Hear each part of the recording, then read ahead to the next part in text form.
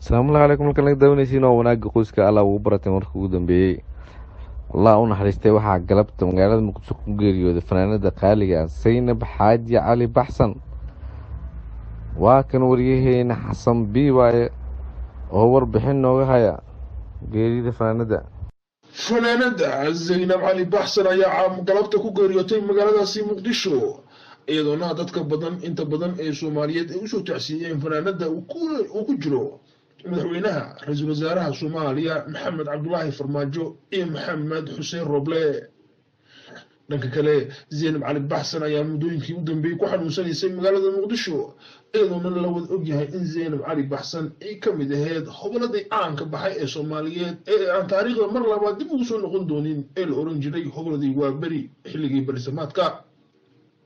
Zaynab Cali Baxsan waxay leedahay heeso badan oo Soomaaliyeed oo ay qaaday xilligaasi iyadoona Zaynab Cali Baxsan ay ahayd mid ka mid ah xidigihii fanka Soomaaliyeed walow aan la garanaynin geerideeda ka hor inay fanka ka fadhiisatay iyo in kale.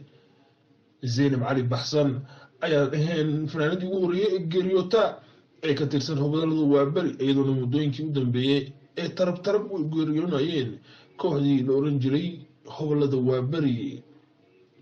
dhowr bilood ka hor waxaa magaalada Muqdisho ku geeriyooday fanaankii caanka ahaa ee sidoo kale la oran jiray Cumar Shawgi.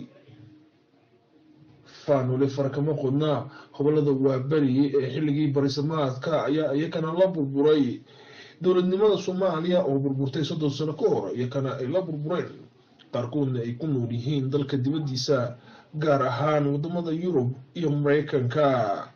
qaar ka soo harayna ay ku nool yihiin dalka Soomaaliya walow ay farikuturis yihiin kuwa ku nool Soomaaliya laakiin qaar badan oo ka mid ah ayaa la sheegay inay dandaran ku haysato magaalada Muqdisho iyo gabi ahaanba geyiga Soomaaliyeed.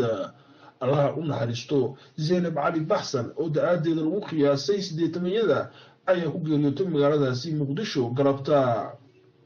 halkan laga daawanaysiin oo wanaagga qoyska alla ugu barateen barnaamijka xiisadii wararkii ugu dambeeyay. fadlan haddaan ugu cusubtahay subscribe like share garay si aad u helna asxaab cusub habeenkana ku wacnaado.